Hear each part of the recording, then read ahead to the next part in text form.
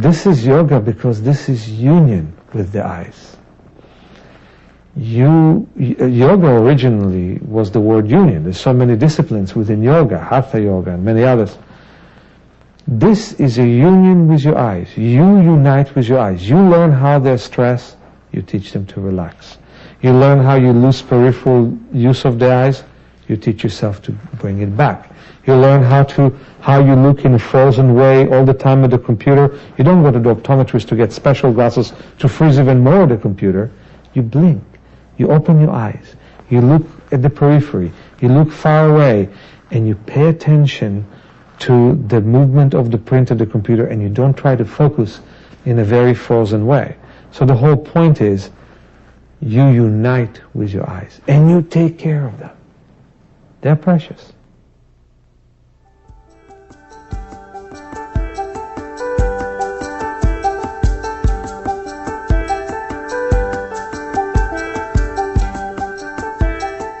Meir Schneider was born legally blind. By the time he was 7 years old, he had undergone 5 operations. The surgeries removed most of his cataracts, but shattered his lenses and created dense scar tissue. He could see only light, shadow, and indistinct shapes. Meir had to do all of his schoolwork in Braille. Yet today, Meir Schneider is licensed to drive a car, without the help of glasses or contact lenses. Yoga for Your Eyes will teach you the same exercises he used to gain functional eyesight and healthy eyes. These simple routines are based on the work of Dr. William Bates, a turn-of-the-century American ophthalmologist who discovered the connection between the eyes and the mind. Dr. Bates challenged conventional medical views about eyesight, views that still guide the practice of ophthalmology today.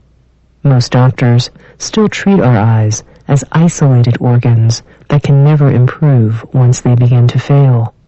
William Bates created holistic vision improvement and demonstrated that your eyes can grow stronger and healthier when you learn how to take care of them.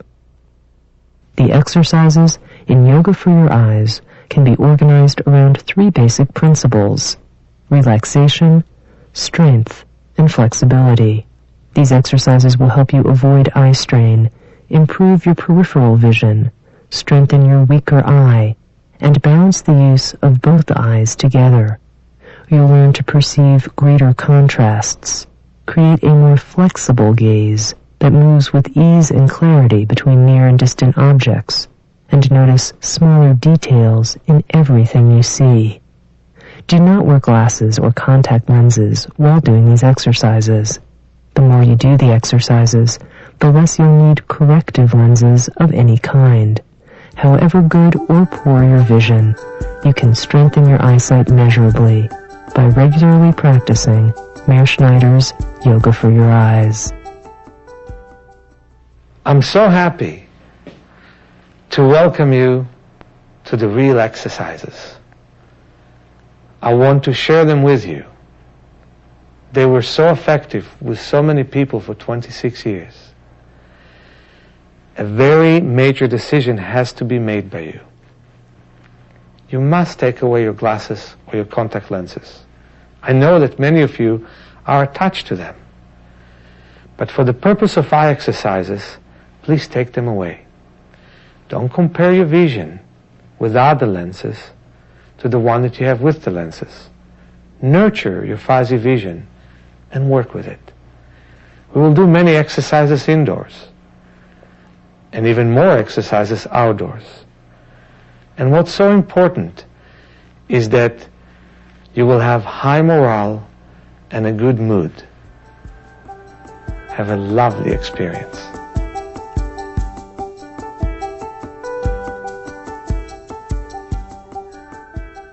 The first exercise that is very effective in relaxation is palming. In the Bates literature, the most that one of his patients ever palmed was 20 hours in one day. I myself palmed once for 11 hours, and right after that I got my driver's license, after reading Braille in the beginning of my life. What I want to show you through demonstration is that it's important to relax the body before you palm. So when you sit and palm, you can really contemplate pure and complete physical and mental relaxation of the eye and complete relaxation of the optic nerve. This is the base and the foundation for your total visual improvement.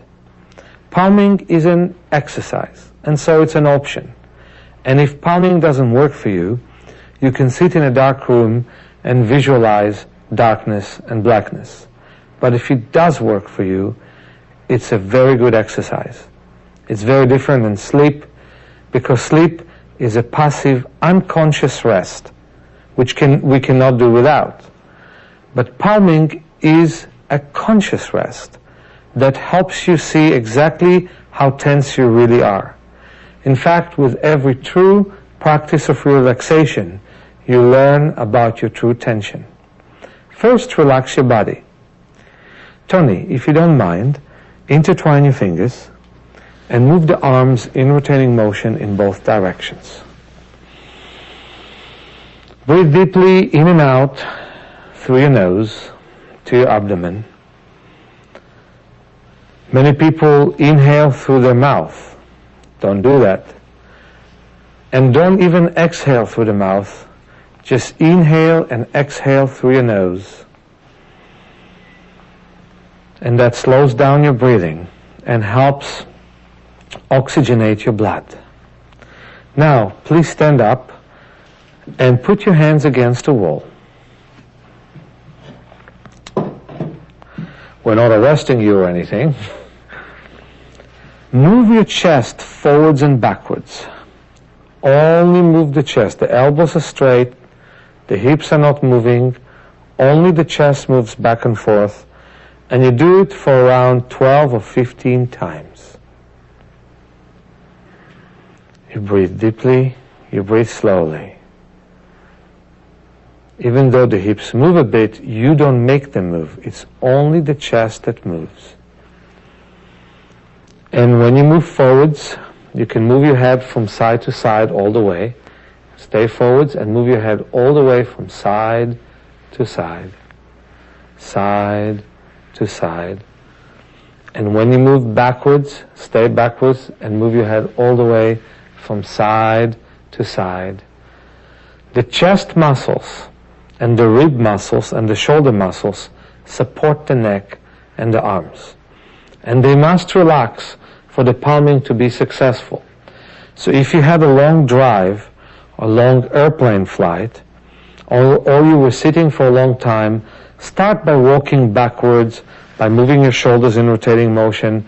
Don't start immediately by palming, and then do this exercise of moving the chest forwards and backwards to make sure that your upper body is completely relaxed and is ready for the exercise.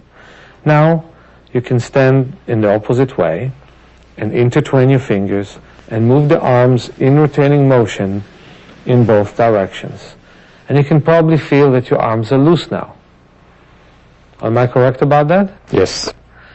And the reason is that the chest and the upper back are opponents of the arms muscularly, and when you loosen them, it's much easier to move the arms. Now, intertwine your fingers and put your palms forwards and move the arms in rotating motion in both directions and in the opposite direction. And it's very important for us to loosen the arms, the shoulders, the upper back before we sit down and palm, because it's going to be very easy for tension to ensue. Palming is such an important exercise, and we must do it right. Now let's put the table forwards and the chair.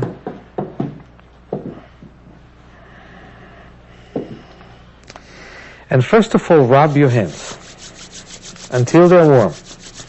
Rub them, rub them, rub them, rub them, rub them until they become really, really warm. Rub the fingers till they become warm. And if you want to put some cream on your fingers, and especially if they're dry, that's very welcome. But make sure the fingers are warm. In fact, rub the hands as if you wash them. Stretch your arms upwards to make sure they're really loose. And by the way, take your watch off. And if you have a ring, take your ring off as well, so blood will flow at a great ease in your hands. Rub the fingers in between them, intertwine them and interlace them. And then rub your hands again. And right now, close your eyes ever so gently, as if you're just going to sleep. Put your palms around your eye orbits. Put your palms around the eye orbits. Lean against the table, but don't bend much. In fact, you can lean with a straight posture. Breathe deeply, in and out. Again, it's very important for you to put no pressure against the cheekbone. It's important for you to put the hands very gently around the cheekbones to make sure that the eyelids are closed but not firmly, and let the mind visualize as if you're seeing darkness and even blackness. Pay attention to your breath. Your breath is your vehicle for relaxation.